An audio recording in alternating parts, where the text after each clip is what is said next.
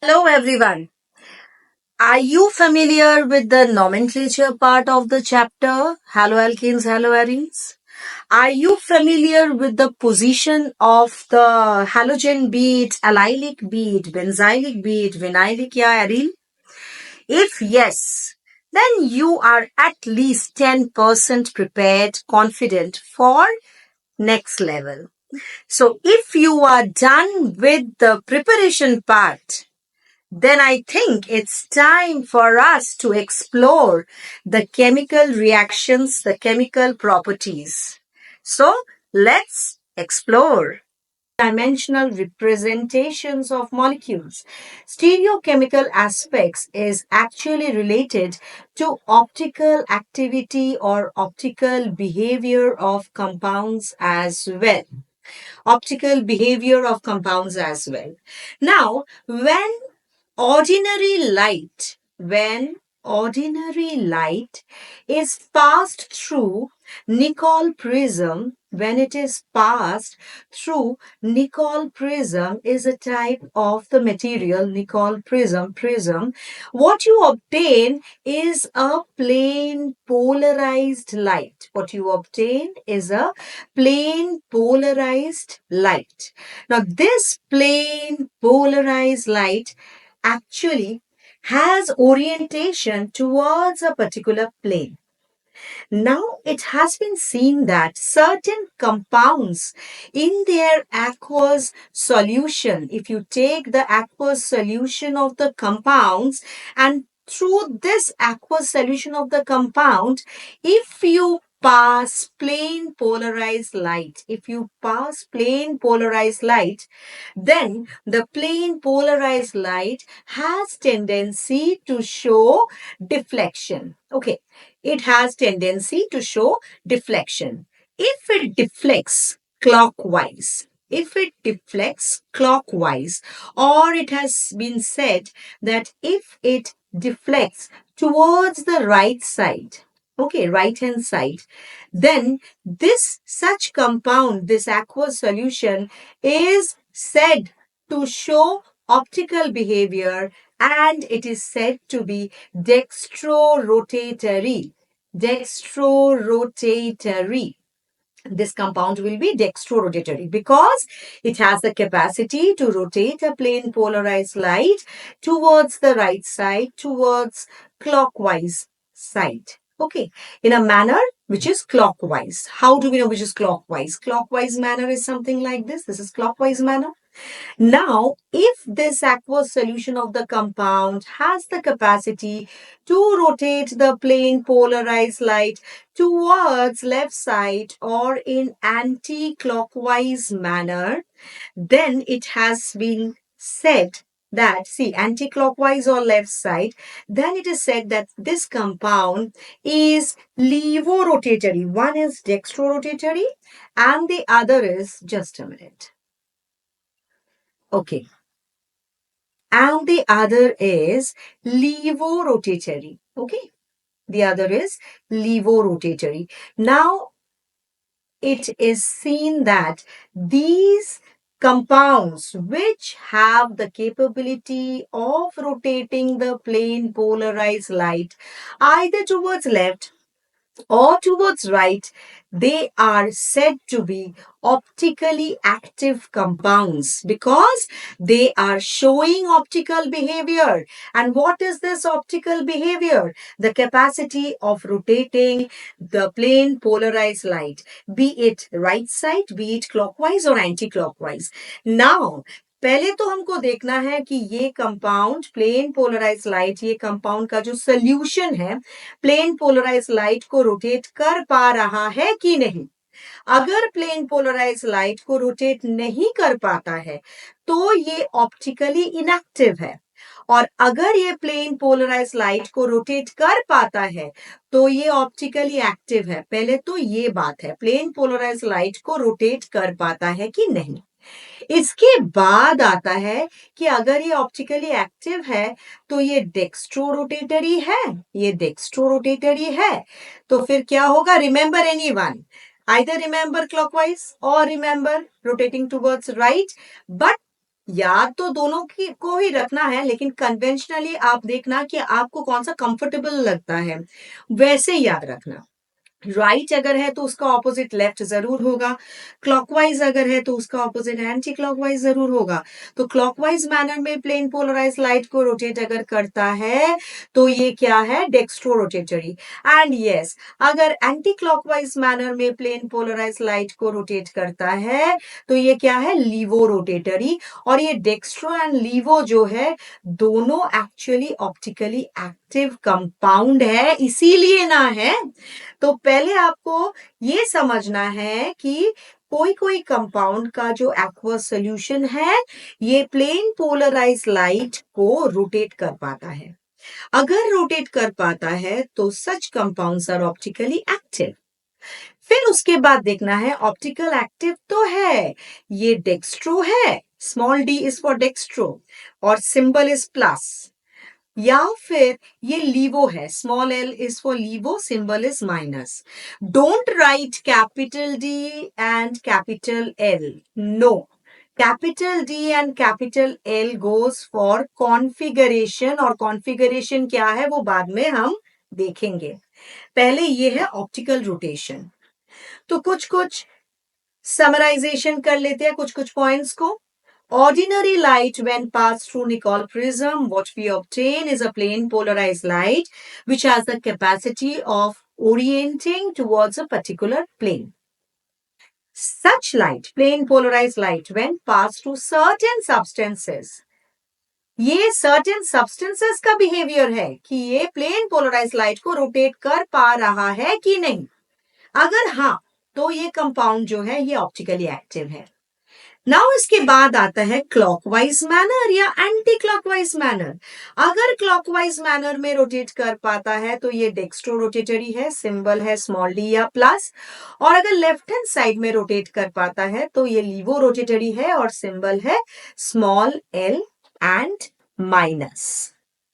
तो आइए हम देखते हैं कि optical activity is related to something which is known as काइरलिटी।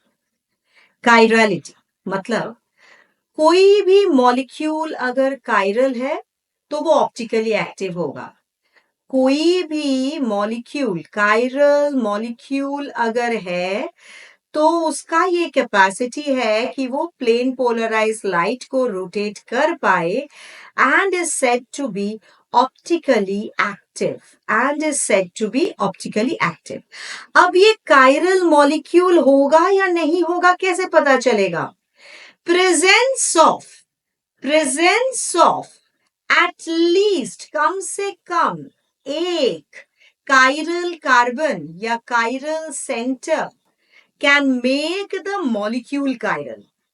अब हमने जो लिखा कि कम से कम एक क्या होना चाहिए, कायरल सेंटर होना चाहिए। अब ये कायरल सेंटर है क्या? कार्बन का वैलेंसी 4 है, सबको पता है कि कार्बन का क्या है, 4 इज द वैलेंसी। तो अगर ये 4 के 4 बॉन्ड जो कार्बन बनाता है ये चारों डिफरेंट ग्रुप के साथ बनाता है, if there are 4 different atoms या groups attached to this carbon, then this carbon is said to be chiral। जो हमने अभी बताया क्या कि अगर ये कार्बन एटम जो है इसके साथ 4 अलग अलग एटम या 4 अलग अलग ग्रुप्स अटैच्ड है तो ये जो कायरल, ये जो कार्बन है ये कायरल बन जाता है। कैसे? लेट अस सी। मानिए कि ये कार्बन है, इसके साथ ग्रुप्स है, ये स्मॉल ए है, this I am writing small B, ये टेट्राहेड्रल स्ट्रक्चर हम बना रहे हैं, स्मॉल सी और ये स्मॉल डी। टेट्राहेड्रल स्ट्रक्चर का एक खासियत है, 2 बॉन्ड्स आर इन प्लेन, तीसरा बॉन्ड वो जो है वो बिलो द प्लेन है एंड चौथा बॉन्ड जो है वो अबव द प्लेन है। So then this carbon will behave as chiral because A is not equal to B, is not equal to C, is not equal to D. For that reason, this carbon will behave as chiral carbon। कि मैंने अभी क्या बताया कि chiral carbon है तो molecule chiral है। तो एक एग्जाम्पल देखते हैं, CH3, CH, say here there is C2H5 and here there is X atom.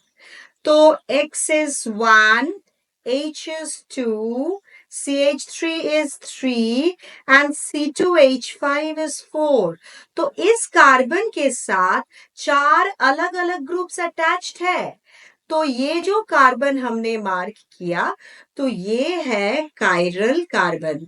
And this molecule, the entire molecule, ये जो मॉलिक्यूल का स्ट्रक्चर हमने बनाया, पूरा का पूरा मॉलिक्यूल जो है, इसका बिहेवियर क्या हो जाएगा? कायरल। तो ये क्या कर पाएगा? ये प्लेन पोलराइज लाइट को रोटेट कर पाएगा and is said to be optically active. अब कौन से दिशा में रोटेट करेगा ये अलग बात है, ये प्रॉपर्टी ऑफ द फॉर्म है। हो सकता है कि वो राइट साइड में रोटेट करे तो ये डेक्स्ट्रो है, लेफ्ट साइड में रोटेट करे तो ये लीवो है, लेकिन ये ऑप्टिकली एक्टिव है, is capable of rotating the plane polarized light either towards left or towards right. तो अगर लेफ्ट में रोटेट किया तो ये फॉर्म जो है ये लीवो रोटेटरी है, राइट साइड में रोटेट किया तो फॉर्म जो है डेक्स्ट्रो रोटेटरी है। एक और चीज हम लोगों को याद रखना है कि अगर कोई मॉलिक्यूल कायरल है तो इसका पहला क्राइटेरिया तो हुआ कि इसका एक कायरल सेंटर है। इसका दूसरा जो क्राइटेरिया है, it should not contain any element of symmetry. तो no element of symmetry should be there in the molecule. ये एलिमेंट ऑफ सिमेट्री क्या है? ये हो सकता है centre of symmetry, plane of symmetry, तो और ज्यादा भी है, लेकिन आपके एज ऑफ नाउ क्लास 12 में नहीं है। तो ये दो कॉमन है, symmetry, centre of symmetry, plane of symmetry. कोई भी सिमेट्री एलिमेंट नहीं होना है। The molecule should not have any element of symmetry, symmetrical नहीं होगा, तभी ये ऑप्टिकली एक्टिव होगा। तो पहले तो अगर मॉलिक्यूल में कोई कायरल सेंटर है तो ये ऑप्टिकली एक्टिव है, क्योंकि the entire molecule is chiral and has the capacity of rotating plane polarised light.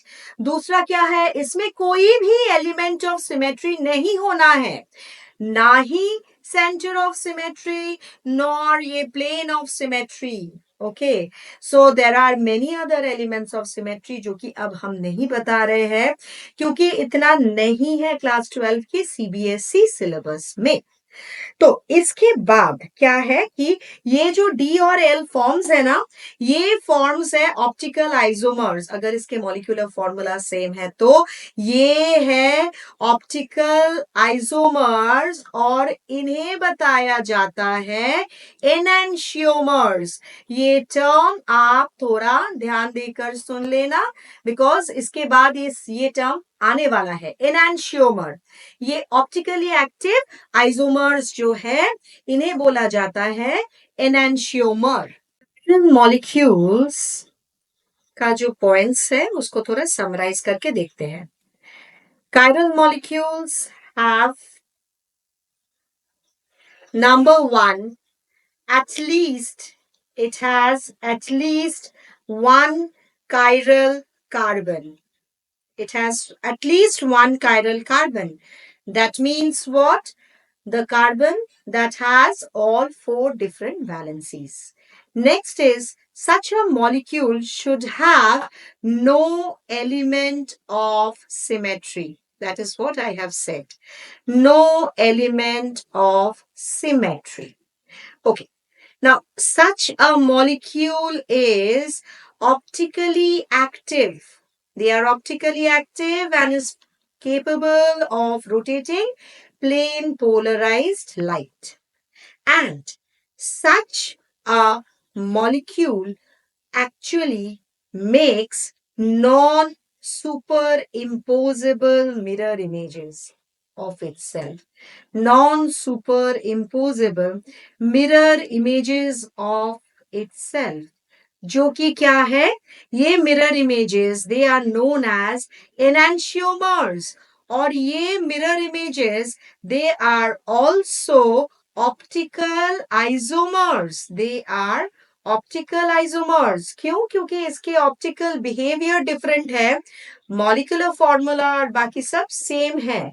तो they produce non superimposable mirror images of itself. जो मिरर इमेजेस है वो क्या है? एनांशियोमर्स है। और ये एनांशियोमर्स क्या है? They are optical isomers. तो enantiomers are what? D and L optical isomers are known as enantiomers. I hope you people have understood the term of non-superimposable. Non मतलब जो नहीं होता है, no नहीं होता है superimpose. सुपरइम्पोज हमारे लेफ्ट हैंड और हमारे राइट हैंड के बीच में रिलेशन क्या है? Mirror images. That means left hand का मिरर इमेज देखेंगे तो लगता है कि हमारा राइट हैंड है, राइट हैंड को मिरर में देखेंगे तो लगता है कि हमारा लेफ्ट हैंड है। तो ये जो होता है दोनों में रिलेशन है, they are mirror images but they are non superimposable. एक को दूसरे में बिठा के आप देखेंगे तो एकदम एग्जैक्टली नहीं मिलता है ये। तो ये है नॉन सुपर इम्पोजेबल। जस्ट ये टर्म मुझे समझाना था कि नॉन सुपर इम्पोजेबल किसको कहते हैं। ओके, तो इसके बाद हम जो देखेंगे वो है chemical reactions of haloalkanes. Haloalkanes का जो केमिकल रिएक्शंस है वो बेसिकली ना 3 रिएक्शंस है। केमिकल रिएक्शंस बेसिकली 3 है। एक है न्यूक्लियोफिलिक सब्स्टिट्यूशन रिएक्शन, मतलब सब्स्टिट्यूशन जो होता है न्यूक्लियोफाइल द्वारा, तो वो होता है न्यूक्लियोफिलिक सब्स्टिट्यूशन रिएक्शन। दूसरा है एलिमिनेशन रिएक्शन, एलिमिनेशन रिएक्शन। और तीसरा है रिएक्शन विथ मेटल्स, तीसरा है रिएक्शन विथ मेटल्स। तो न्यूक्लियोफिलिक सब्स्टिट्यूशन रिएक्शन जो है वो क्या है? न्यूक्लियोफाइल से जो सब्स्टिट्यूशन होता है। तो न्यूक्लियोफाइल को हमने कैसे समझा था? जिनके पास लोन पेयर है या जिनका चार्ज नेगेटिव है, लोन पेयर होल्डर या negative charge holders, they are known as nucleophile. मतलब इनके पास इलेक्ट्रॉन ज्यादा है, इलेक्ट्रॉन एक्सेस स्पीशीज, तो ये पॉजिटिव सेंटर के खोज में होते हैं। तो ये है nucleophile.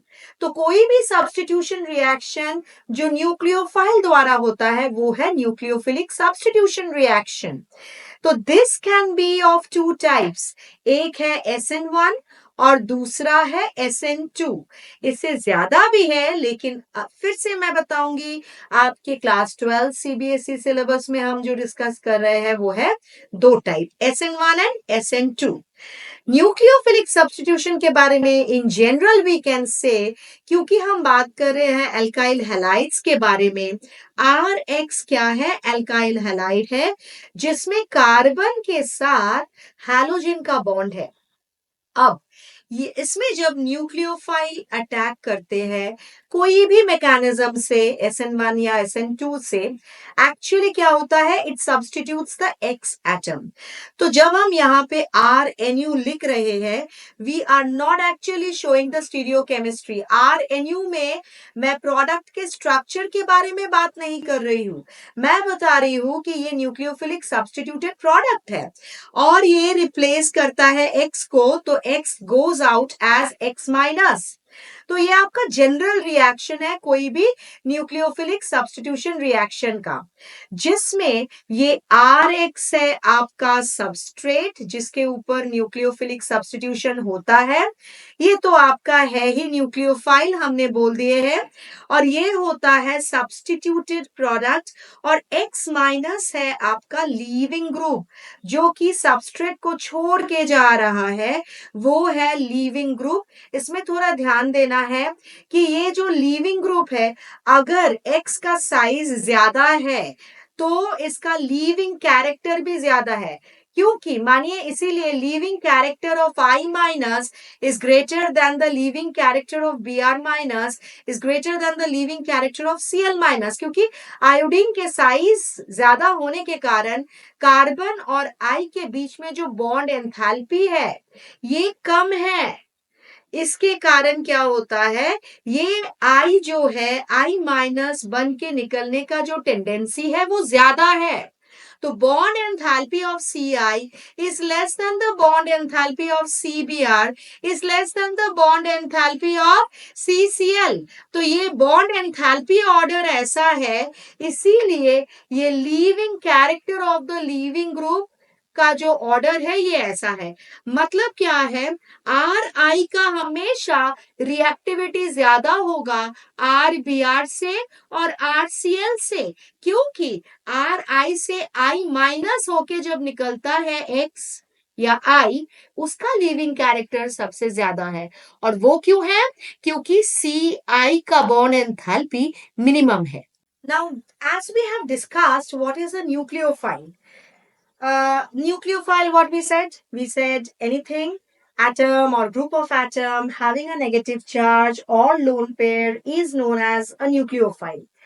That means what? Electron excess species. So these are the examples of nucleophiles we can see. See OH minus, H2O. OH minus में क्या है? Negative charge है. H2O में क्या है? Lone pair है. R dash O minus ये alkoxide ion है. ये क्या है? ये alkoxide है. ये hydroxide है. तो इनके नाम है. ये क्या है? ये है हाइड्रोक्साइड। ओके, और R O minus, R dash O minus ये क्या है? एल्कोक्साइड्स है। ये हैलाइड्स हो सकता है, एक्स माइनस आई माइनस होने से iodide. So these are the examples where we are seeing that how the nucleophile, when it is different, what type of product it is forming. Okay, the reagent, see OH minus is obtained from NaOH या KOH. H2O itself is acting as a nucleophile. NaOR dash sodium alkoxide, यहां से हमको alkoxide ion मिल रहा है, ये alkoxide ion मिल रहा है कहां से? सोडियम एल्कोक्साइड से। सोडियम आयोडाइड यहां से, so we can say NaX, यहां से हमको क्या मिल रहा है? X माइनस मिल रहा है। सो NH3 का लोन पेयर है, इसीलिए ये न्यूक्लियोफाइल है। तो कहीं ना कहीं लोन पेयर है, यहाँ नेगेटिव चार्ज है। तो न्यूक्लियोफाइल यहाँ पे देखिए KCN का और AgCN का एग्जाम्पल देखिए। KCN का न्यूक्लियोफाइल क्या देख रहा है? Cn माइनस, यहाँ पे कार्बन के ऊपर नेगेटिव चार्ज है। इसका एक और रेजोनेटिंग फॉर्म बनता है जहां पे ना ये C के बीच में डबल बॉन्ड है और नाइट्रोजन के ऊपर नेगेटिव चार्ज है ऐसे, और ये रहा लोन पेयर। तो एक बार कार्बन एंड के ऊपर नेगेटिव चार्ज है, दूसरे बार नाइट्रोजन एंड के ऊपर नेगेटिव चार्ज है। तो ऐसे न्यूक्लियोफाइल्स जिसके दो न्यूक्लियोफिलिक एंड है, जो कि साथ में तो अटैक नहीं कर पाता है लेकिन बारी बारी में अटैक कर पाता है। मतलब as Cn minus in the two resonating form, it has negative charge over carbon ones and negative charge over nitrogen ones. At times, carbon can act as the nucleophilic end, तब ये क्या बनाता है? RCN बनाता है और वो होता है नाइट्राइल्स या cyanides. And at times nitrogen can act as the nucleophilic end, तब ये क्या करता है? कार्बन के साथ नाइट्रोजन का बॉन्ड बनाता है, तब ये है आइसोसाइनाइड। और नाइट्राइल या साइनाइड में क्या है? कार्बन के साथ कार्बन बॉन्ड बनता है। तो ये कब बनेगा? आप देखिए KCN अगर लेते हैं तो ये क्या बनता है? नाइट्राइल। याद रखिएगा एज द मेजर प्रोडक्ट ये बनता है। मतलब अगर हम अल्काइल हैलाइड लेते हैं और इसके ऊपर KCN अप्लाई करते हैं उसके साथ रिएक्शन, तो it produces RCN nitrile as the major product। और अगर हम AgCN अप्लाई करते हैं तो it produces RNC as the major product। मतलब यहाँ पे nitrile as the major product और यहाँ पे आइसोनाइट्राइल as the major product। ये क्यों है? ये CBSE का बोर्ड एग्जाम का बहुत ही इंपॉर्टेंट क्वेश्चन है।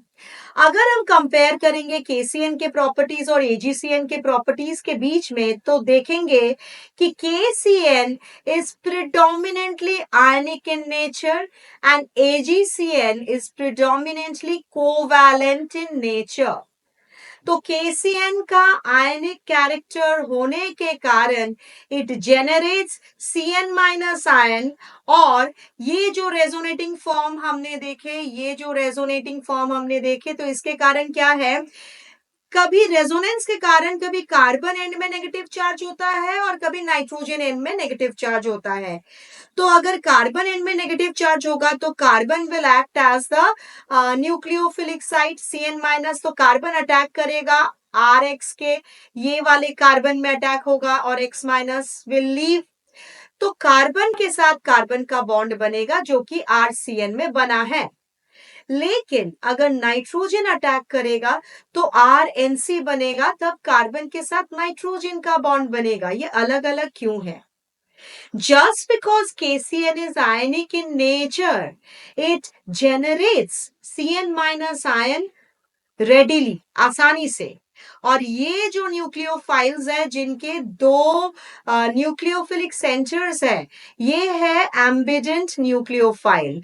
तो KCN being ionic in nature generates CN minus, which is an ambident nucleophile, जिसके कारण कभी कार्बन एंड नेगेटिव चार्ज होता है, कभी नाइट्रोजन एंड नेगेटिव चार्ज होता है।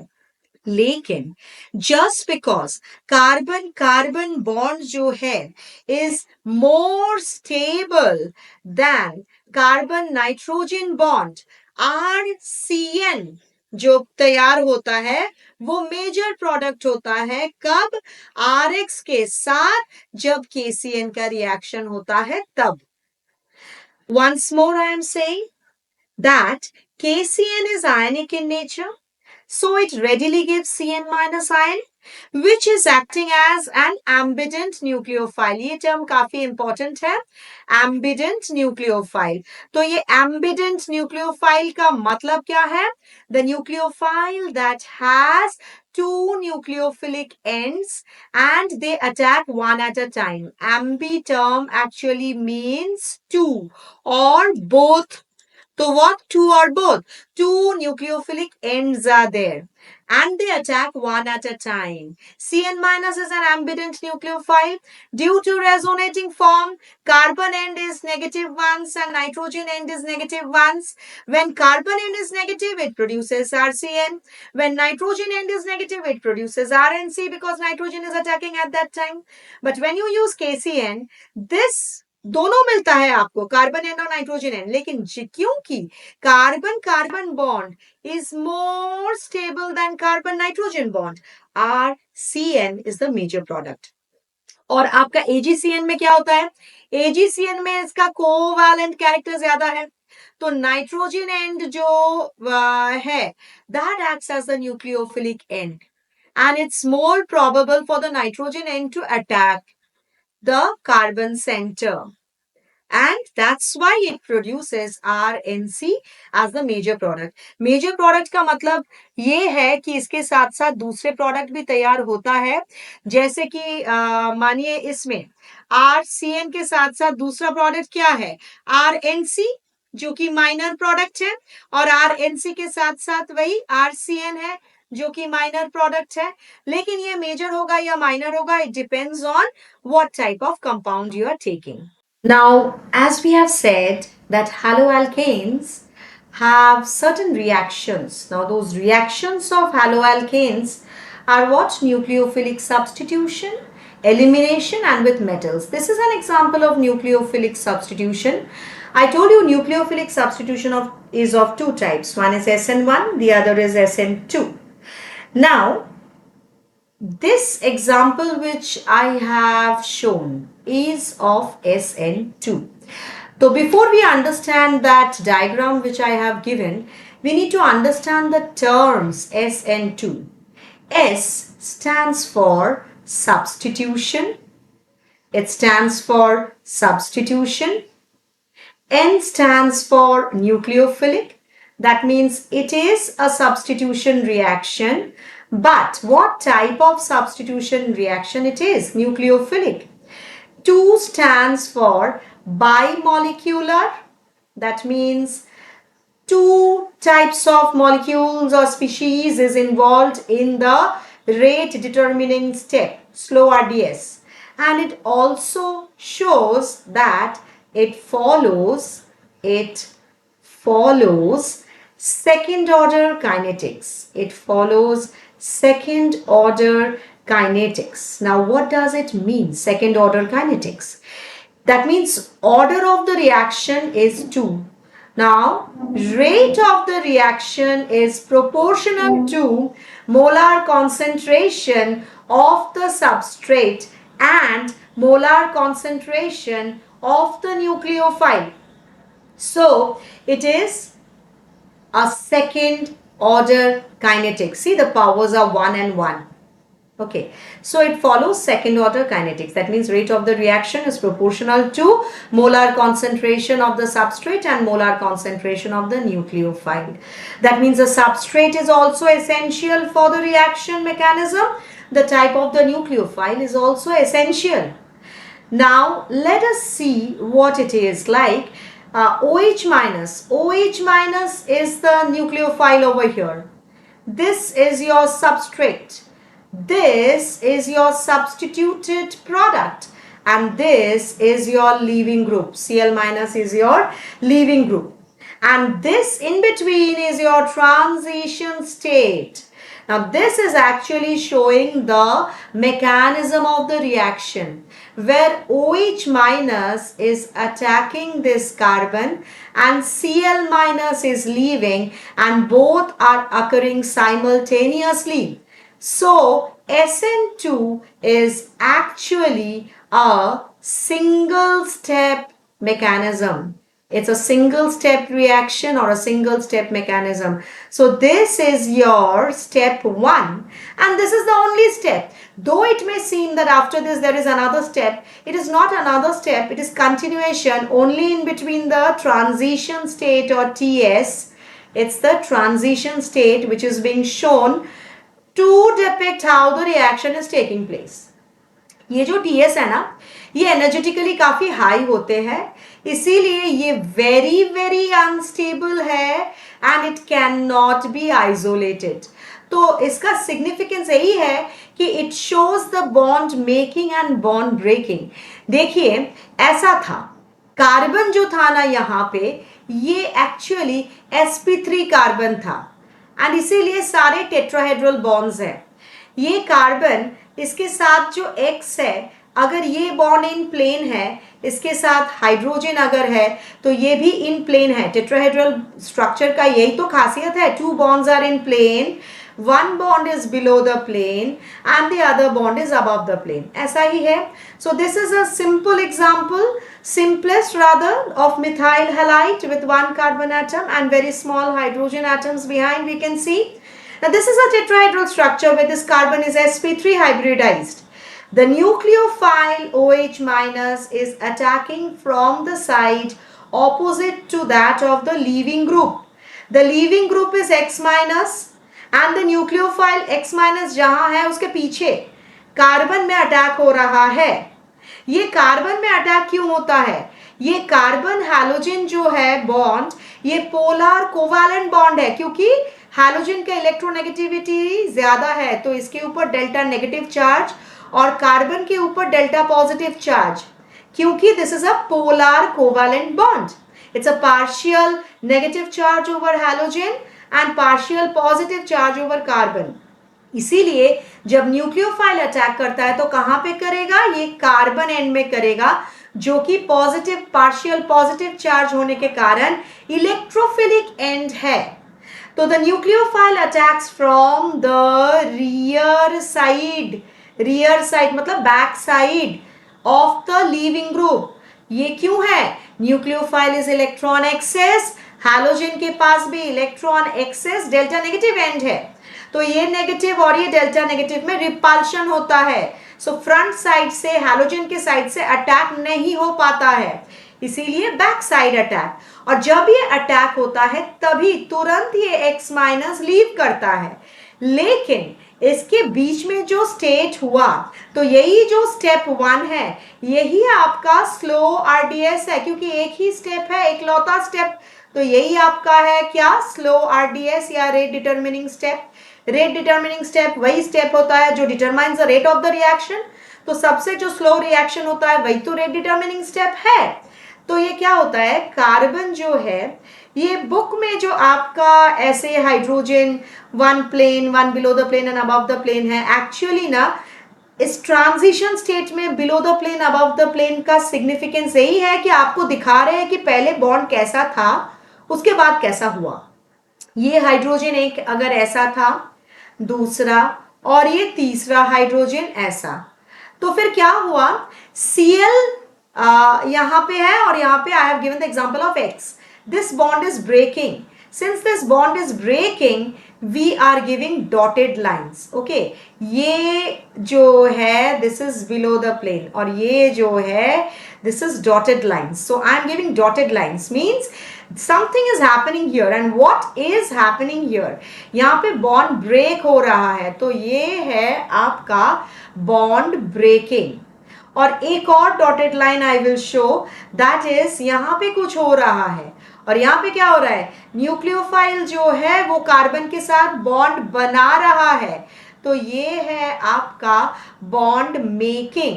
तो यहाँ पे बॉन्ड तैयार हो रहा है और यहाँ पे बॉन्ड टूट रहा है, ये प्रोसेस में है, ये हो रहा है, इसीलिए ये एक फाइनल स्टेप नहीं है। This is what is happening when a bond that was already existing is breaking and a new bond is being made. So both the cases are shown by dotted line, and this is energetically very high and so very unstable and cannot be isolated. Transition state और intermediate step में यही difference है, intermediate को आप isolate कर सकते हैं लेकिन ट्रांजिशन स्टेट को आप आइसोलेट नहीं कर सकते हैं। तो इसीलिए ये क्या होता है, यहाँ पे प्रोडक्ट कैसे बनता है, ये जो हाइड्रोजन है, ये इसके जो इलेक्ट्रॉन क्लाउड्स है, due to the approach of the nucleophile जो कि नेगेटिव चार्ज है, इलेक्ट्रॉन क्लाउड्स में रिपल्शन होते हैं, electron cloud of this hydrogen and nucleophile, repulsion के कारण ये मैक्सिमम डिस्टेंस अपार्ट होता है स्टेबिलिटी पाने के लिए। तो मैक्सिमम डिस्टेंस अपार्ट होने के कारण ये जो मॉलिक्यूल, फाइनल मॉलिक्यूल आपका बनता है, उसका स्ट्रक्चर में इन्वर्शन होता है, ये स्ट्रक्चर पूरा उलट जाता है और यहाँ पे न्यूक्लियोफाइल आ जाता है on the opposite side and ये पूरा का पूरा स्ट्रक्चर उलट जाता है, ये घूम जाता है टोटली। मानिए जो एग्जाम्पल, कॉमन एग्जाम्पल हर कोई देगा, हर किसी बुक में है, इसीलिए देते हैं ताकि वो आप विजुअलाइज कर पाए आसानी से, क्योंकि वो कॉमन एक्सपीरियंस है। जनरली हम कॉमन एक्सपीरियंस से समझ सकते हैं बेहतर।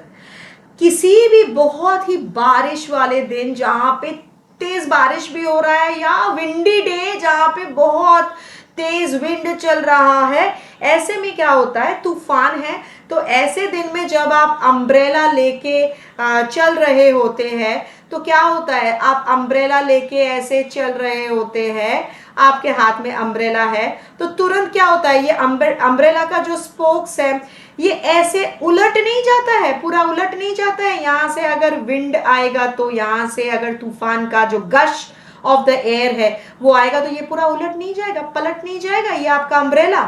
तो वैसा ही होता है यहाँ से अगर न्यूक्लियोफाइल अटैक करता है। अब इसका कारण क्या है, इसका कारण यही है कि न्यूक्लियोफाइल और ये हाइड्रोजन एटम्स के बीच में जो रिपल्शन है, इसके कारण ये पूरा स्ट्रक्चर पलट जाता है। तो ये स्ट्रक्चर बन गया आपका इन्वर्टेड प्रोडक्ट या इन्वर्टेड स्ट्रक्चर, क्योंकि ये पूरा पलट गया। तो in case of SN2 we get inverted product. और क्यों, ये है कारण। और अब आप देख रहे हैं कि आपका जो रेट डिटरमिनिंग स्टेप है, इसमें हमने बताए थे कि ये सेकंड ऑर्डर काइनेटिक्स है, मतलब it depends, rate of the reaction depends on Rx and Nu, substrate and nucleophile. तो सबस्ट्रेट के ऊपर अटैक हो रहा है तो ऑब्वियसली ये सबस्ट्रेट के ऊपर तो होगा ही ना डिपेंडेंट, यही तो है आपका Rx, और NU है ये, तो रेट डिटरमिनिंग स्टेप में तो ये दोनों ही इन्वॉल्व है, इसीलिए rate of the reaction depends on type of substrate and type of nucleophile. और ये टाइप ऑफ सबस्ट्रेट के ऊपर कैसे डिपेंडेंट है, क्योंकि ये रियर साइड अटैक है, तो पीछे आपका जो ये ग्रुप्स है ना, हाइड्रोजन हाइड्रोजन हाइड्रोजन, मैंने शुरुआत में ही बताया कि सिंपलेस्ट पॉसिबल एग्जांपल है। अगर ये हाइड्रोजन के जगह पे कोई भी आप R लगा देते हैं, अल्काइल ग्रुप लगा देते हैं, तो मिनिमम मिथाइल सोचना होगा, एक कार्बन के साथ, उसके साथ तो 3 और हाइड्रोजन है, तो एक था हाइड्रोजन जिसके कारण रिपल्शन था, और यहाँ पे एक कार्बन के साथ 3 और हाइड्रोजन अगर जुड़ा या उससे ज्यादा, तो क्या हो जाएगा, ये न्यूक्लियोफाइल और ये ग्रुप्स के बीच में ना रिपल्शन जो है वो ज्यादा बढ़ जाएगा। इसीलिए ये टाइप ऑफ सबस्ट्रेट के ऊपर कैसे डिपेंडेंट है, ये CH3X में रिएक्शन रेट मैक्सिमम होते हैं, rate of the reaction CH3X में सबसे ज्यादा होगा, फिर उसके बाद होगा 1 डिग्री RX में, उसके बाद होगा 2 डिग्री RX में, और मिनिमम होगा 3 डिग्री RX में। ये किस कारण, ये रिपल्शन के कारण, और इसके जो साइज है, R का साइज जब बढ़ेगा तब रिपल्शन ज्यादा होगा। ये फैक्टर को बताया जाता है स्टेरिक फैक्टर या स्टेरिक हिंड्रेंस। ये जो धक्का मुक्की हो रहा है ना ग्रुप्स के बीच और न्यूक्लियोफाइल के बीच, रिपल्सिव इंटरैक्शन हो रहा है, इसका टेक्निकल टर्म है steric factor, hindrance, steric hindrance. तो अगर आप 1 डिग्री या मिथाइल से लेकर 1 डिग्री से लेकर 2 डिग्री और 3 डिग्री में चले जाओगे कंपैरिजन में, तो आपका क्या होगा, पीछे ये अल्काइल ग्रुप 3 डिग्री में 3 होगा, 2 डिग्री में 2 होगा, और 1 डिग्री में 1 ही होगा, और ये मिथाइल में तीनों H है। तो जब आप R ग्रुप बढ़ाओगे ना, तो आपका ये न्यूक्लियोफाइल के साथ ये सारे ग्रुप्स का रिपल्शन भी बढ़ जाएगा। तो क्या हम बता रहे हैं, स्टेरिक फैक्टर या स्टेरिक हिंड्रेंस बढ़ जाएगा, जिसके कारण rate of the reaction will gradually decrease. और एक और फैक्टर है कि अगर आप यहाँ पे CH3 मानिए RI लेते हैं, जो शुरुआत में हमने बताया, तो rate of the reaction will be greater than in RBr than in RCl। क्यों, क्योंकि लीविंग कैरेक्टर, ये rate of the reaction will be of this order, क्योंकि ये कारण क्या है, I माइनस का लीविंग कैरेक्टर Br माइनस से ज्यादा है, जो कि Cl माइनस से ज्यादा है। This is the leaving tendency of leaving group, leaving tendency order है, लीविंग ग्रुप का लीविंग कैरेक्टर है। तो थोड़ा सम अप करके देखिए, SN2 reaction, S stands for substitution, N stands for nucleophilic, क्योंकि ये कैसा सब्सटीट्यूशन है, nucleophilic substitution. 2 stands for bimolecular, मतलब 2 types of molecules are involved in the slow RDS, or it follows second order kinetics. Rate of the reaction is proportional to molar concentration of RX and molar concentration of nucleophile. इस mechanism से हम एकदम clearly देख पा रहे हैं कि चलिए rate of the reaction nucleophile के ऊपर जैसे डिपेंडेंट है, वो सबस्ट्रेट के ऊपर भी डिपेंडेंट है। सबस्ट्रेट कैसा है, तो ये रियर साइड अटैक है, तो सबस्ट्रेट क्या, लेस हिंडर्ड होना है, स्टेरिक हिंड्रेंस कम होना है। तो मिनिमम स्टेरिक हिंड्रेंस है CH3X में, उससे ज्यादा है 1 डिग्री RX, उससे ज्यादा है 2 डिग्री RS, और उससे भी ज्यादा है 3 डिग्री RX में। तो रिएक्शन रेट का ऑर्डर ये है। इसके बाद क्या है, RX कैसा है, RI अगर है तो उसका रेट मैक्सिमम, किससे, RBr से, किससे, RCl से, क्योंकि I माइनस का leaving character, leaving tendency maximum है Br माइनस से, Cl माइनस से। ये थोड़ा सा इन्वर्शन इन कॉन्फ़िगरेशन ना समझने की कोशिश करते हैं। ये हमारा जो पर्पल बॉल है, ये आपका halogen atom, this is the carbon, और ये है आपका हाइड्रोजन, 1 2 3। हाइड्रोजन मैं इसलिए बता रही हूँ क्योंकि मैंने उस हिसाब से कलर को चूज किए हैं कि तीनों बराबर है, और I did not get the white colour, so I had to use any light colour. Generally hydrogen के लिए ये वाइट कलर यूज होता है। तो ये तीनों अगर मान ले कि हाइड्रोजन है, तो ये स्टेरिक हिंड्रेंस कम होगा। तो ये क्यों कम होगा, ये समझने के लिए थोड़ा मैकेनिज्म को देखिए। ये स्ट्रक्चर ऐसा है कि ये अगर इन प्लेन है तो ये भी इन प्लेन है, ये आपके तरफ है और ये नीचे है। तो टेट्राहेड्रल स्ट्रक्चर, ये carbon is sp3 hybridized. Attack of the nucleophile अगर पीछे से ऐसे होता है, अटैक ऑफ द न्यूक्लियोफाइल ना, तो यहाँ पे जो रिपल्शन अभी मैं बता रही थी ना, न्यूक्लियोफाइल आर या हाइड्रोजन के ग्रुप्स के बीच में इलेक्ट्रॉन इलेक्ट्रॉन रिपल्शन, रिपल्शन के कारण पूरा स्ट्रक्चर जो है वो पलट जाता है, तो ऐसे हो जाता है, ऐसे हो जाता है, और इसके जगह पे न्यूक्लियोफाइल आके बैठ जाता है। तो इसीलिए हुआ ना इन्वर्शन, ये था, अटैक के कारण ये हुआ, तो इन्वर्शन हुआ, इन्वर्शन, इसी को बोलते हैं इन्वर्शन इन कॉन्फ़िगरेशन। ओनली इसके जगह पे आ जाएगा आपका न्यूक्लियोफाइल। SN2 रिएक्शन के बाद जो डिस्कस करना है वो है SN1। We have seen there are two types basically, not only two types, basically two major types। तो SN1 क्या है? SN2 की तरह S है, सब्स्टिट्यूशन, सब्स्टिट्यूशन कैसा रिएक्शन है? सब्स्टिट्यूशन रिएक्शन है। और कैसा सब्स्टिट्यूशन? इलेक्ट्रोफिलिक है या न्यूक्लियोफिलिक है? It is a nucleophilic substitution, मतलब न्यूक्लियोफाइल द्वारा सब्स्टिट्यूशन। और वन का मतलब क्या है? It's a unimolecular reaction. इसका मतलब होता है कि रेट डिटर्मिनिंग स्टेप में only one type of species is involve, unimolecular. और वो स्पीशीज क्या होता है? यहाँ पे ना जो सबस्ट्रेट है RX, वही कैसा टाइप ऑफ RX है, चलिए इसको हम थोड़ी देर बाद बोलते हैं। और ये यूनिमॉलिक्यूलर है। एक और चीज है, इट फॉलोज, इट फॉलोज, पहला वाला क्या था? It follows second order kinetics, और ये है it follows first order kinetics. ये वन का मतलब है it follows first order kinetics, मतलब rate of the reaction is proportional to या dependent on only the concentration of the substrate, molar concentration of substrate, वो RX है। It's a first order reaction, power is 1। तो ये जो SN1 reaction है, ये actually to step reaction है, जिसमें फर्स्ट स्टेप में क्या होता है? यहाँ पे सेल्फ आयनाइजेशन होता है, सेल्फ आयनाइजेशन होता है। RX जो है वो सेल्फ आयनाइज करते हैं, ऑफ कोर्स कहाँ? In presence of polar solvent. Polar solvent ये आयनाइजेशन को फेवर करते हैं, क्योंकि इसका ना डाई इलेक्ट्रिक कांस्टेंट क्या है? ये हाई है। तो ऐसे वाले सॉल्वेंट आयनाइजेशन को ना फेवर करते हैं। तो first step self ionization and formation of carbocation, ये है फॉर्मेशन ऑफ कार्बोकैटायन। तो ये स्टेप जो है जिसमें कार्बोकैटायन फॉर्मेशन होते हैं, ये हमेशा ना रेट डिटर्मिनिंग स्टेप होते हैं, और rate determining step is the slowest step, so we are suppose to write slow RDS। और सेकेंड स्टेप में क्या है? Second step is a fast step. उसमें इस जो कार्बोकैटायन फॉर्म हुआ ना, इसमें न्यूक्लियोफिलिक अटैक है।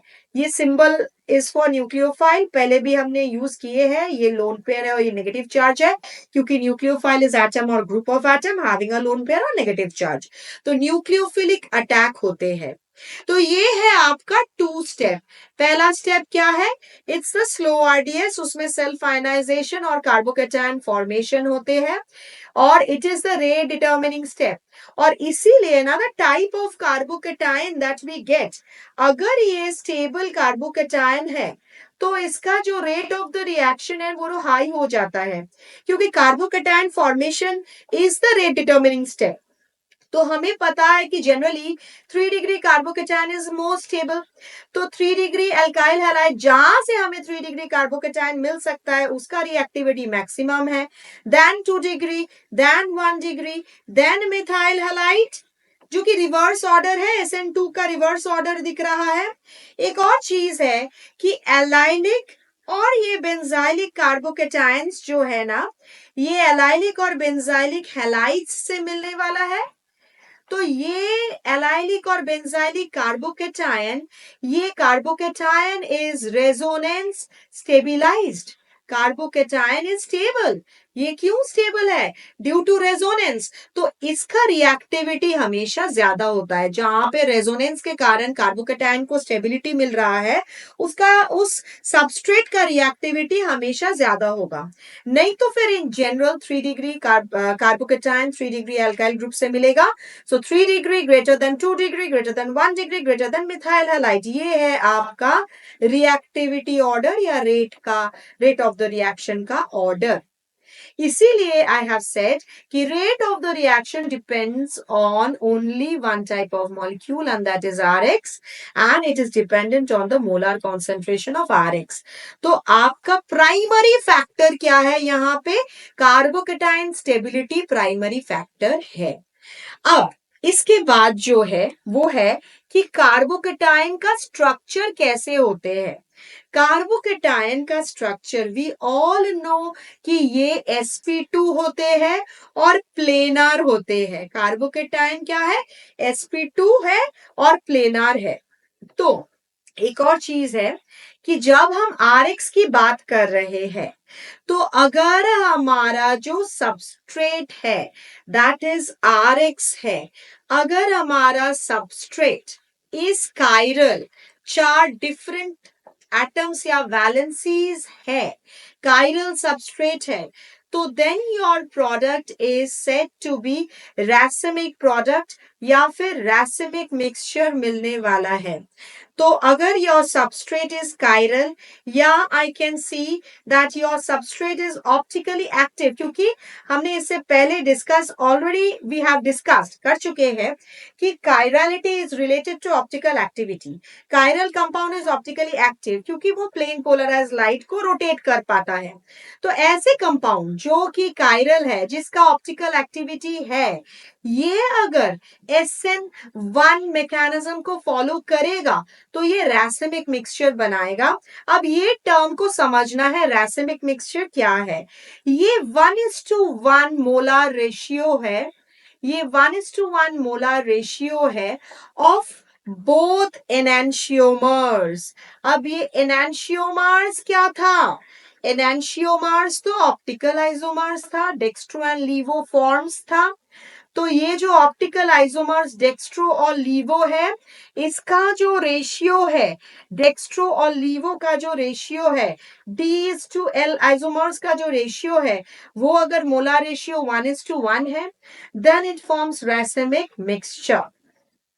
तो अगर हम कायरल कंपाउंड लेते हैं सबस्ट्रेट, तो ऐसा होगा। इसमें क्या होगा कि enantiomers, the two non superimposable mirror images, उसका मोलार रेशियो क्या होगा? 1:1।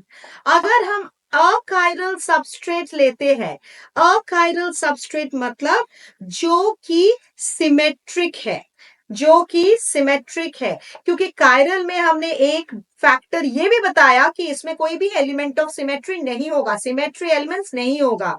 तो अकायरल मॉलिक्यूल जो कायरल नहीं है, वो मॉलिक्यूल सिमेट्रिक होगा।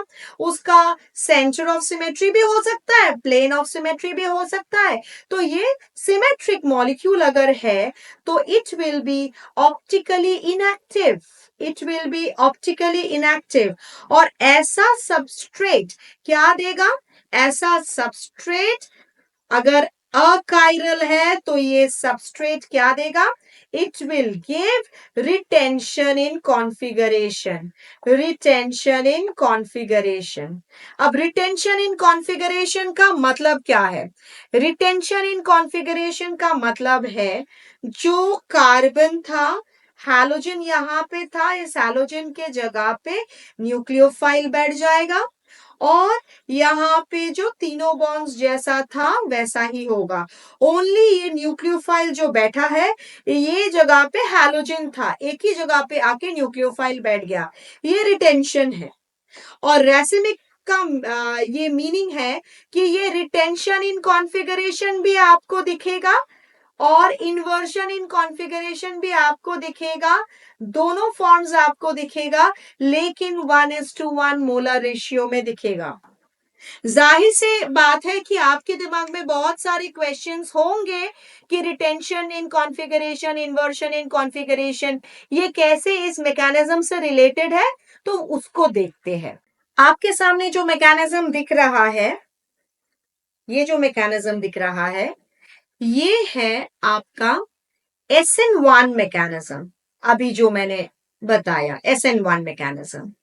तो पहला जो स्टेप है ये रिवर्सिबल स्टेप है। ऑफ कोर्स इसको भी मार्क करना था कि ये रिवर्सिबल स्टेप है and it is your slow RDS. तो ये पहला स्टेप है स्लो आरडीएस। ये स्टेप जो है ये रिवर्सिबल है। ये पॉइंट जो है टू बी नोटेड कि ये रिवर्सिबल स्टेप है। और इसमें क्या होता है, इसमें ना सेल्फ आयनाइजेशन। तो कैसा था, ये तो sp3 था ना, ये कार्बन। तो कार्बन यहाँ पे Br एग्जाम्पल है, that is what I am showing.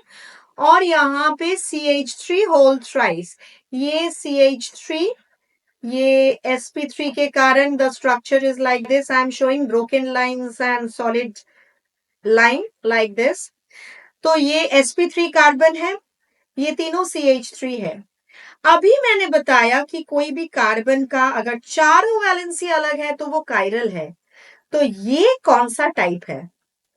शायद आपने सही सोचा होगा, क्योंकि कायरल अगर नहीं है तो क्या है, अकायरल है। और अकायरल मॉलिक्यूल क्या देता है प्रोडक्ट, कैसे प्रोडक्ट देता है, रिटेंशन इन कॉन्फ़िगरेशन। तो आप यहाँ पे थोड़ा ध्यान दीजिए कि Br जहां पे था, ये OH जो न्यूक्लियोफाइल है OH माइनस, ये भी वहां ही है। लेकिन इसको अगर आप कॉन्फ़िगरेशन को ड्रॉ नहीं करोगे तो इसको अच्छे से समझाया नहीं जा सकता है। तो दैट्स वाई मैंने इसको ऐसे बनाया टेट्राहेड्रल स्ट्रक्चर। अब ये पहला स्टेप कैसे है, मैकेनिज्म आपको ना ऐसे जो मैं बना रही हूं वैसे बनाना है। तो ये स्टेप 1 है। स्टेप 1 में इंफॉर्मेशन आपको देना ही है मैकेनिज्म में कि कौन सा स्टेप स्लो आरडीएस है। तो ये स्टेप है आपका स्लो आरडीएस। अब ये तो आपका क्या था, दिस कार्बन वॉज sp3 और स्ट्रक्चर कैसा था, टेट्राहेड्रल स्ट्रक्चर था। तो ये पहला मैकेनिज्म में एरो दिखाना मैंडेटरी है। ये एरो बाहर की तरफ, मतलब Br माइनस इज लीविंग। आप Br माइनस के जगह पे ना X माइनस भी दिखा सकते हो, माने X यहाँ पे ड्रॉ कर सकते हो। तो अगर ये लीव करता है, लीव करने के कारण ये 3 बॉन्ड रह जाएगा। तो ये था कार्बन, 3 बॉन्ड। अब ये तो प्लेनर बन गया, इसीलिए सारे सॉलिड बॉन्ड्स ही मैं ड्रॉ कर रही हूं। कार्बन के ऊपर पॉजिटिव चार्ज, ये कार्बोकैटायन है। और ये है आपका CH3, CH3 और CH3। तो ये आपका कार्बोकैटायन इंटरमीडिएट, कार्बन के ऊपर पॉजिटिव चार्ज। तो ये बन गया आपका sp2 और प्लेनर फॉर्म। तो इस ये प्लेनर बन गया, एक प्लेन में आ गया। अब एक प्लेन में आने से दो ही न्यूक्लियोफिलिक अटैक का पॉसिबिलिटी है। वो कैसे है, पहले Br माइनस तो निकल के ऐसे आ गया Br माइनस। तो ये रहा आपका कार्बोकैटायन इंटरमीडिएट। ये थोड़ा सा आप देखिए ये क्या है, ये आपका इंटरमीडिएट है। ये ट्रांजिशन स्टेट की तरह मैं इसको स्क्वायर ब्रैकेट में डाल के इसको ऐसे मैं नहीं दे रही हूं, I am not giving like this. ये ट्रांजिशन स्टेट में होता है, जिसका मतलब होता है कि एनर्जेटिकली बहुत हाई, जिसके कारण बहुत ही शॉर्ट लिव्ड है, आप इसको आइसोलेट नहीं कर पाओगे। इंटरमीडिएट का जो एनर्जी है वो टीएस से थोड़ा कम होता है, सो स्टेबिलिटी टीएस से थोड़ा ज्यादा होता है। ट्रांजिशन स्टेट से इंटरमीडिएट का स्टेबिलिटी ज्यादा होता है। तो अब हम उठा के लेके आएंगे स्टेप 2 में क्या है। स्टेप 2 में ये जो कार्बोकैटायन आपका बना, ये कार्बन सेंटर में ना न्यूक्लियोफाइल नीड्स टू अटैक। तो ये अटैक कैसे बनेगा, ये अटैक अबव द प्लेन भी हो सकता है, बिलो द प्लेन भी हो सकता है। इस ट्रायंगुलर प्लेन के ऊपर से अटैक हो सकता है, नीचे से भी अटैक हो सकता है। लेकिन पेन एंड पेपर में आप इसको कैसे दिखाओगे, just you have to show a left side attack and right side attack like this. That actually means कि attack is above the plane also and below the plane also. लेकिन एक चीज ध्यान में रखिएगा, क्योंकि ये CH3 तीनों ग्रुप बराबर है, तो इसमें ना जो attack above the plane and below the plane होगा, ये अलग स्ट्रक्चर नहीं देगा। ये क्या देगा? ये रिटेंशन इन कॉन्फ़िगरेशन देगा, क्योंकि we have started with a chiral substrate. तो जाहिर सी बात है, एक कायरल का एग्जाम्पल भी मैं दिखाऊंगी।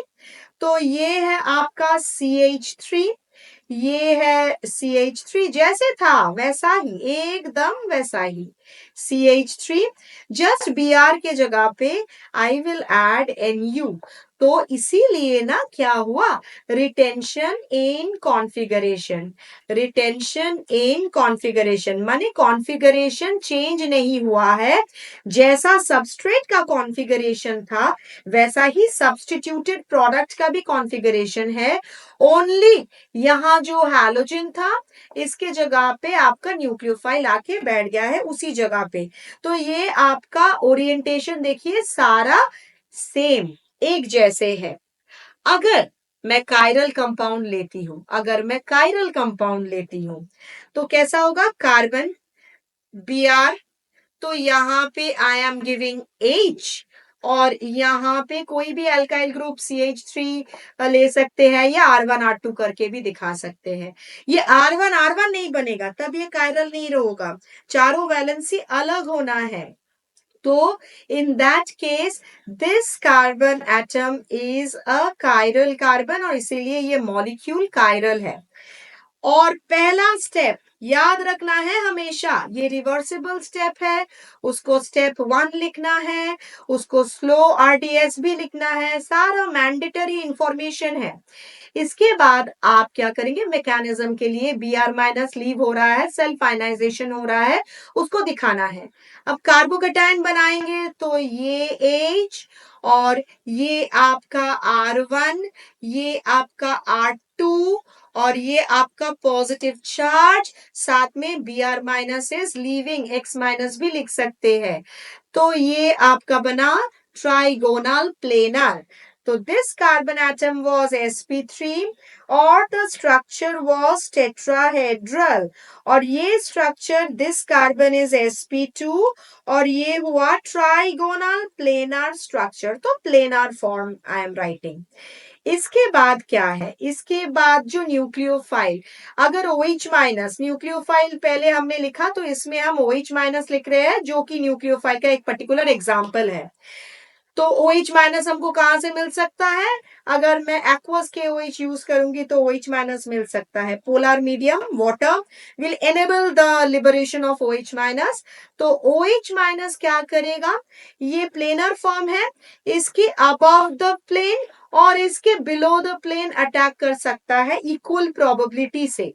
तो लेफ्ट एंड राइट से ही आपको दिखाना है, वरना above and below the plane दिखाने का और कोई तरीका है नहीं। तो एक तो ये जो स्ट्रक्चर है वैसा ही हम बना लेंगे, Br के जगह पे OH, और एक ये है H, यहाँ पे R1 और यहाँ पे R2, ये तो Br के जगह पे OH हुआ, तो ऑब्वियसली Br के जगह पे OH हुआ, तो ऑब्वियसली ये है आपका रिटेंशन इन कॉन्फ़िगरेशन। और दूसरा क्या होगा, दूसरे अटैक के कारण ये जो Br है, ये उसका रियर साइड में OH अटैक होगा, तो उसके ऑपोजिट साइड में मैं OH को दिखा रही हूं। फिर यहाँ पे बाकी सब उलट गया ना, जैसे SN2 में हुआ था। तो यहाँ पे R1 होगा, यहाँ पे R2 होगा, देखिए पूरा स्ट्रक्चर घूम गया। तो इसीलिए ना ये इन्वर्शन इन कॉन्फ़िगरेशन है, और ये प्रोडक्ट इन्वर्टेड प्रोडक्ट है। तो इन्वर्शन इन कॉन्फ़िगरेशन, रिटेंशन दोनों का इक्वल प्रोबेबिलिटी है, इसीलिए 1:1 मोलर रेशियो में ये तैयार होता है। और ये जो मिक्सचर बनेगा आपका, ये 1:1 मोलर रेशियो में तैयार होता है। और ये जो मिक्सचर आपका बनेगा ना, ये मिक्सचर का नाम है रैसिमिक मिक्सचर। रैसिमिक मिक्सचर, और एक एक पार्ट, मतलब ये रिटेंशन वाला कॉन्फ़िगरेशन और ये इन्वर्शन वाला कॉन्फ़िगरेशन, एक एक क्या है, ऑप्टिकल आइसोमर्स है, non superimposable mirror images है, और ये है आपका एनेंशियोमर्स। तो ये दोनों ऑप्टिकल आइसोमर्स है, एनेंशियोमर्स है, और ये दोनों ऑप्टिकल आइसोमर्स और enantiomers equal ratio, molar ratio में है, इसीलिए इसका नाम है racemic mixture, and this process is known as racemisation. लेकिन ये याद रखना है, ये कहां पे आपको दिख रहा है, SN1 मैकेनिज्म में दिख रहा है, जहां पे ये सबस्ट्रेट आपका कायरल है तब दिख रहा है। अकायरल जब था, इसके पहले वाले अकायरल जब था, ये एग्जाम्पल में, तो ये कैसा था, अकायरल में रिटेंशन इन कॉन्फ़िगरेशन था, जहां पे ये Br है, ये Br जहां पे है वहीं पे आपका न्यूक्लियोफाइल आके बैठा है, कॉन्फ़िगरेशन सेम टू सेम है। और ये जो कायरल आपका जो एग्जाम्पल था, कायरल में कैसा है, कायरल में आपका ऐसा है कि OH जो आया ये Br के जगह पे भी आया, और OH जो आया ये इन्वर्शन इन कॉन्फ़िगरेशन मतलब ऑपोजिट डायरेक्शन में भी आया, तो दोनों का प्रोबेबिलिटी 1:1 है, इसीलिए इट विल गिव रैसिमिक मिक्सचर। और ये रैसिमिक मिक्सचर होने के कारण इस मिक्सचर का ऑप्टिकल रोटेशन जो है इसका वैल्यू 0 होता है, तो इसीलिए ना रैसिमिक मिक्सचर इज ऑप्टिकली इनएक्टिव। ये ऑप्टिकली इनएक्टिव है, क्यों है, क्योंकि अगर मानिए ये कोई भी डी, ये हो सकता है एल, ये भी हो सकता है, और ऑपोजिट भी हो सकता है, लेकिन ये डी और एल अगर 1:1 रेशियो में है, तो एक optical isomer plane polarise light को अगर x डिग्री टुवर्ड्स राइट घुमाता है और दूसरा उसको ऑपोजिट में घुमाता है, x डिग्री टुवर्ड्स लेफ्ट में घुमाएगा, तो ये +x एंड -x मिलके 0 ही होगा ना। तो ऑप्टिकल रोटेशन अगर 0 हो गया तो ऐसे कंपाउंड्स क्या है, ये ऑप्टिकली इनएक्टिव है, जो कि हमको दिखने में मिल रहा है ये रैसिमिक मिक्सचर में, क्योंकि ये D एंड L का इक्विमोलर रेशियो है, इसीलिए ऑप्टिकल रोटेशन 0 है। इसको बोलते हैं एक्सटर्नल कंपेंसेशन, एक्सटर्नल कंपेंसेशन। अब ये कंपेंसेशन क्यों, compensation in the optical rotation by external factor, that's why external compensation। तो ये सारे चीज जो है अगर हो सके तो आप बार बार वीडियो को you can rewind and listen to the concepts, you will understand better. If this part of the video was helpful for you, then please like, share, subscribe. Now, your work will not be restricted till this. If you really think that you need certain tips from me, if you need certain clarifications from certain parts of the topic, please feel free to write in the comment box. Bye all of you, and again, all the best.